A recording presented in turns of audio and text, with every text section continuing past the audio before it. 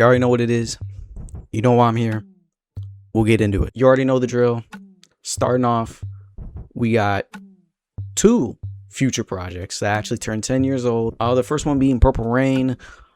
Not gonna lie, I haven't heard this project in a while, so I can't really speak about the project, but my favorite song from this project is Perkys Calling.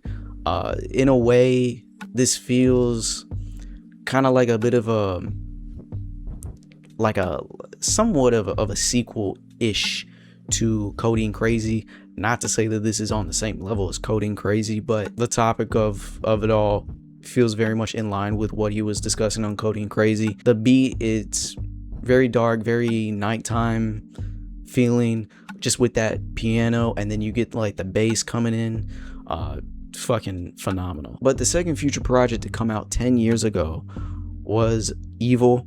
And same thing with this project. I don't really return to Evil all too much. I heard it like last year. I think I re-listened to it, but I just don't remember a whole lot. But I don't know, I don't really come back to a whole lot of songs off this project. The only one really I come back to, well, actually there's a couple I come back to, but the main one I come back to no surprise, is one of Future's biggest hits, rightfully so, would be none other than Low Life. I believe this is the first time him and The Weeknd have collaborated on a song together. I could be wrong about that, but I'm positive this is the first time. I remember when this came out, it was like, it felt a little unreal. I was like, The Weeknd and Future on the same song? But then being an adult and coming back to this song, it's like you have two people who are just toxic men.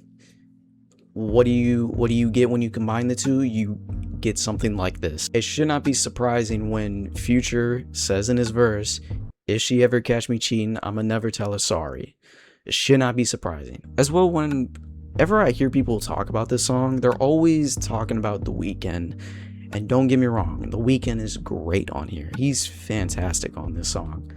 But let's not discredit my man Future. That verse he has after The Weeknd comes in with the hook, dude, that shit's on a whole nother level. That's one of my favorite Future's verses of all time. Up next, Young Thug released another mixtape. I forgot the name of the fucking mixtape. Hold up. Oh, it's called I'm Up. Yeah, no, you thought I was fucking, you thought this was just like, you thought I fucking actually forgot. Like, no, dude, that was a fucking skit. You fucking dumbass.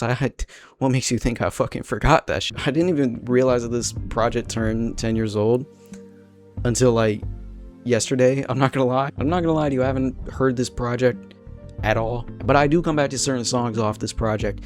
In particular, I was going to talk about Fuck Cancer, but then I forgot Hercules is on the project. Don't get me wrong, Fuck Cancer is a great song.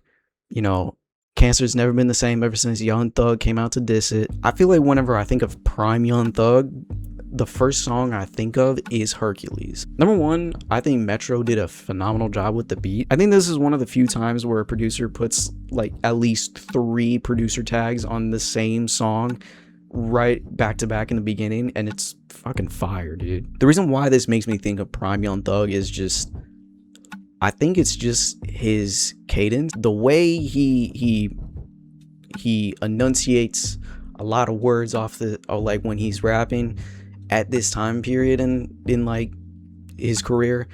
I think is just what made, I think, a lot of people take a lot of inspiration nowadays from Young Thug, especially like someone like Lil Uzi. I feel like Young Thug's voice doesn't have a lot of range, but yet when he pulls off these cadences, it gives off so much more personality, and I feel like it gives off a lot more range than I think Young Thug's voice actually gives him. But as well, like the amount of times he switches his flow on this song is insane. And then the last project, well, technically it hasn't turned 10 years old yet as of when recording this, but The Life of Pablo by Kanye West is turning 10 years old in like a few days. I think I talked about this when I did the Kanye West video. This is one of my favorite Kanye West projects. I would say easily top 3, top 4, I want to say. It's tough to decide. This project to me is kind of like what I think most people see in My Beautiful Dark Twisted Fantasy. I am of the opinion where I think My Beautiful Dark Twisted Fantasy is overrated. But granted, I will say, I don't think we'd have this project if it wasn't for My Beautiful Dark Twisted Fantasy. Like, the amount of people that he got to come together for this project is insane. I think you have Charlie Wilson on here. You got Chance the Rapper. You got Designer. Granted, this is just a Designer song. You got fucking Kid Cudi. You got Frank Ocean. You got Chris Brown. I think you got The Weeknd on here. You got Kendrick Lamar, Sia, fucking dude. Oh my gosh, what the who's on fucking St. Pablo? Please don't tell me. Please don't tell me. Please don't tell me. Please don't tell me. Please don't tell me. Please don't tell me. Please don't tell me. Sampha. Holy shit. I did not forget Sampha. You thought I fucking forgot. I knew that shit. I was just messing with you. I didn't fucking forget Sampha. And I would say like this album is like the precursor to Donda. Because like just how much shit happened on Donda. It's like, it's very much like Life of Pablo, but I feel like Life of Pablo is just much more cleaner. You know, granted, he did change up the project like so many times after release, and just even when it came out, I want to say this was a Tidal exclusive, I want to say, and I think you had to pay for Tidal in order to like hear the album at first. All over fucking YouTube, all over the place, just to hear like this album, just to hear certain songs from this album, which leads me to the most popular song off this project, which is none other than Father Stretch My Hands Part 1. I'm not talking about Part 2. I was gonna talk about Wolves, but I was like, damn, this was a moment. You could not go on Vine close to Vine's death when this album came out, because it was just, you could not escape this song. This song was everywhere. The beat drop on this bitch. When you hear If Young Metro Don't Trust You, He Gon' Shoot You, dude, you knew it was gonna get crazy. And that build up to the beat drop is what makes it. That kind of is what makes the song, is that beat drop. Granted, the rest of the song is fantastic, don't get me wrong, and it's catchy as fuck. Kid Cudi does his fucking shit on the chorus, even though Kanye does have a bit of a questionable verse. Still, it's just so iconic, and it's so fire. But that beat drop, it would not be the same. It's such a gift. It's such a gift to honestly be alive when this fucking song came out, because dude, it was such a moment. As well, this also spawned one of the greatest pictures as well, when at the listening party you had Kanye and Kid Cudi just jamming to the song. Everybody's seen this picture. Everybody loves this picture. Outside of that, for older music, I guess, I do want to talk about briefly, the Super Bowl happened. Bad Bunny performed. Did I watch the Super Bowl? No, I did not. My fault. I'm a basketball guy. But I did actually tune in to the halftime show just to watch Bad Bunny's performance. And also, now that I think about it, I barely even talked about Kendrick when he performed at the halftime show last year. But I'm not gonna lie to you when I say this.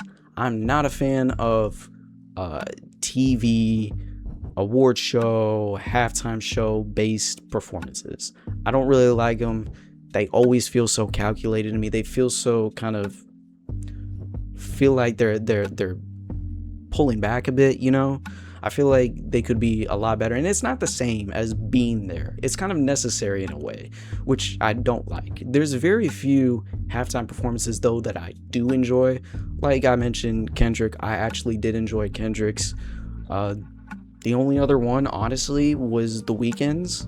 That's probably the best one I've seen. And full disclosure, I don't even listen to Bad Bunny. But how was his halftime performance? Well, if you saw it, you already know. That shit was fucking fire, my guy. That is actually one of the best halftime performances I've actually seen. And I'm not even going to get into the controversy of it all, because it's not controversial at all. It's just fucking amazing. And also, I think him winning album of the year at the Grammys, that was also a big moment. And you know, I'm happy for Bad Bunny. I'm happy that he's getting all of the recognition, especially in the kind of climate that we're in right now. It is important. But I'm just happy for him overall. As I said earlier, I don't listen to Bad Bunny, but one of the only songs that I have heard from him is off his latest project, which is DtMF. The only thing I could really say is just it's a fun song to vibe to. I like how low-key it is, and then you have like that choir coming in the middle of the song. It makes the song feel more grand, and damn, like if he went on like a stadium tour, this song would be kind of crazy stadium wise, I feel like. But that's just my 2 cents on Bad Bunny. There's not a whole lot I can say, as I just don't listen to his music, but again, that shit was fire, dude. And then getting into new releases, there are some big projects. Starting off with A$AP Rocky with Don't Be Dumb. Look, man, it's been damn near 8 years since A$AP Rocky released a project. I'm not a big A$AP Rocky fan either. I do like a lot of his music. I do like songs from him, but I've always liked him more as like a personality, or more as like a fashion icon, I guess. Musically, he's just never stood out for me personally. But that's not to say that he's a bad artist. I do really appreciate the impact he has had on hip hop overall, and I really respect all of that. But just again, the music he's made just hasn't been something I've been so like eager to hear, you know? I will say I did enjoy At Long Last A$AP a lot, and I did go back to Testing, I think it was last year or a couple years ago, and I did actually find myself enjoying Testing when I revisited it. This album, much like Testing, is very experimental, which I do appreciate as well. This album, I don't think it necessarily lived up to the hype, but it wasn't trying to, I feel like, in a way. It was just trying to be its own project, and I can kind of appreciate that. Let alone, I'll say the singles themselves, they didn't do a whole lot for me. Punk Rocky was a song that I did not fuck with, and I like rock songs. I did not fuck with Punk Rocky. I think Helicopter's alright. The beat is fucking amazing. I just kind of would rather hear somebody else rather than A$AP Rocky on that song. Cardi is another person I would like to hear, just not that leaked verse with Cardi on it. Outside of those 2 songs, I did take a good amount of songs away from here. Like Order of Protection, that's a great opener to the album. I do like Stay Here for Life with Brent Faiyaz. That was great. Whiskey is a great song. Robbery with Doechii, that was surprisingly a really fun song. I did really enjoy Air Force Black DeMarco. I love how like chaotic the song is, and then it slows down, and then it goes back to being chaotic. It's like a fucking kid who was on fucking cocaine. And then the final-ish track, The End, was surprisingly really good, and I liked will.i.am a lot on that song, surprisingly.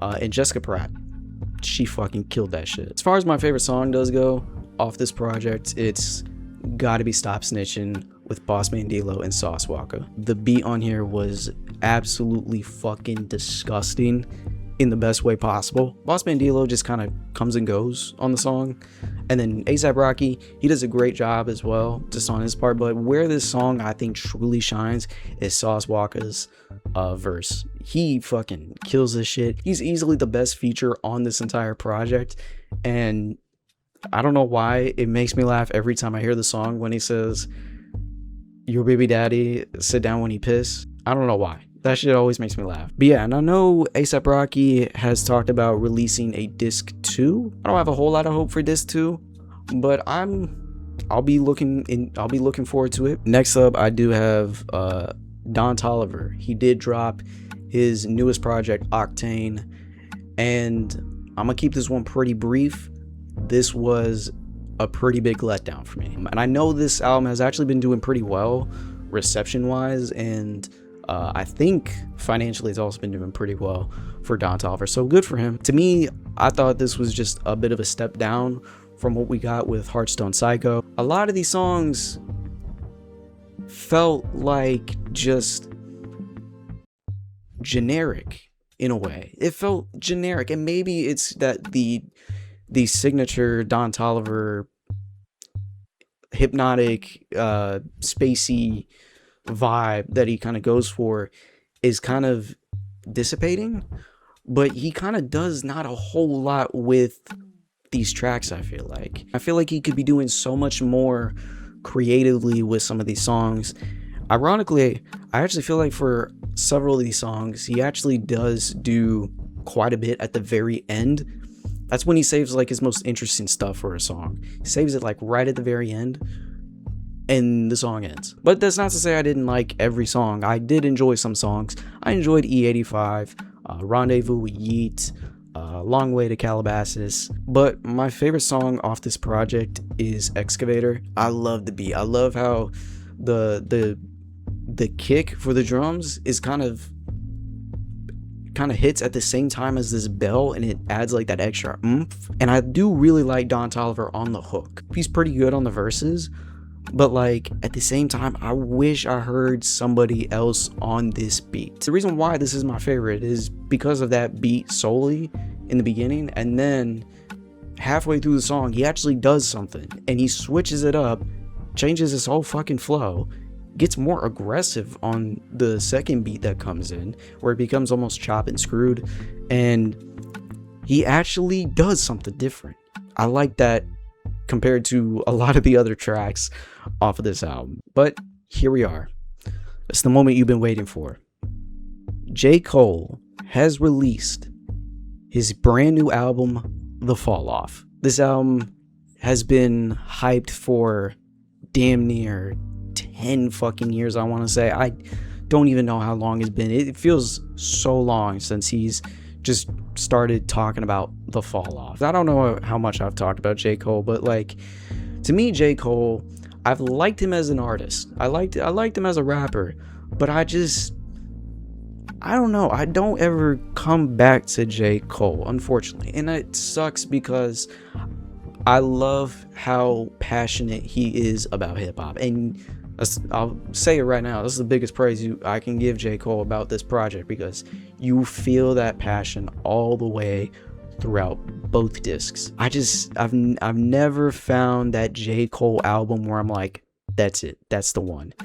I haven't felt it with 2014 Forest Hills Drive, which is probably my favorite. I didn't really feel it with For Your Eyes Only, even though I did like that project. I didn't find it with KOD. I didn't find it with the off season. I didn't feel it with Might Delete Later. But does he manage to get it finally with The Fall Off? No, because I really wanted to love this project. I really did.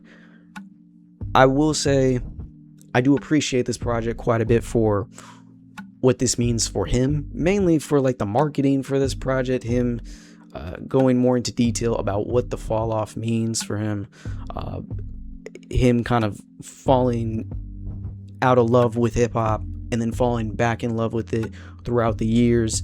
I like that idea for the project. To me, and I think I talked about this when I talked about The Death of Slim Shady, I think J. Cole does have a great foundation for what the concept would be for the album, but I feel like he misses that mark a little bit. Like the fact that on disc 1 he's going back to Fayetteville in the age of 29, and kind of searching for new purpose in rapping, and he feels a little more hungrier, but he's like feels more lost. And then on disc 39, him going back to Fayetteville at the age of 39, and him being more kind of calm and cool with it all, and he's kind of found it all, and he's kind of at peace with it all. I like that idea, but at the same time, I feel like you could just take some of these songs and just dumb it down into one disc, and I think it still would have came off just as effective. The biggest issue I kind of have with this project though is actually just is mainly disc 2, because disc 2 he gets into more of a melodic bag, and I don't think J. Cole is the right person for the melodic shit. I do think he manages to pull it off on some songs throughout the project, but not all, I feel like, and more so on disc 39. I keep saying disc 2, disc 39. It's fucking confusing. On a positive note, this man can rap his fucking ass off.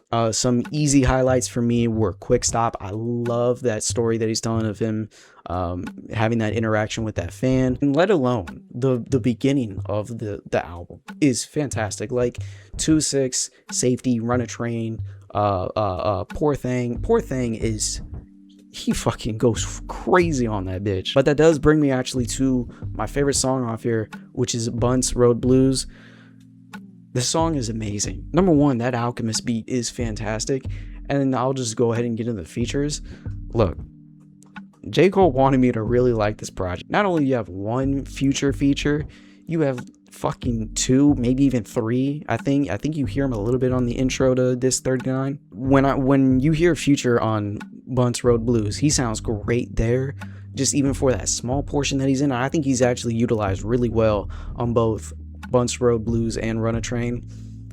But then you get to fucking Tems. She murders this song. She makes it her fucking own. But don't get me wrong, J. Cole is actually great at the beginning of the track. I really do like the kind of narrative that he is telling in regards to the fall off on Bunce Road Blues in the beginning. I do really like that. And this is another track where him singing, in the middle of Tems's verse, he's not trying to like harmonize or sound like fucking Adele, but he's matching the kind of vibe of it all, and he's on a good pace. He's not trying to harmonize or anything.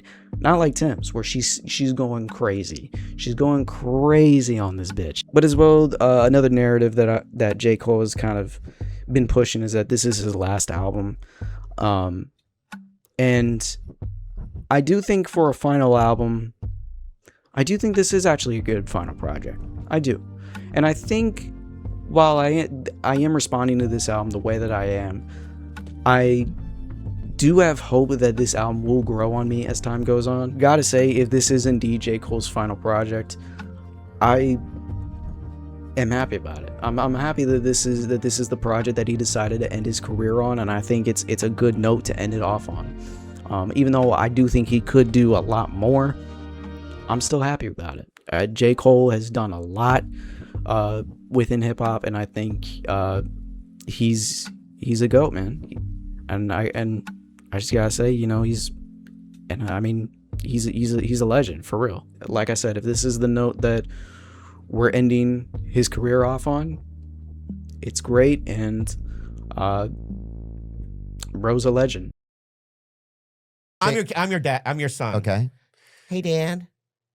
Nigga, fuck your baby. No, you don't have to.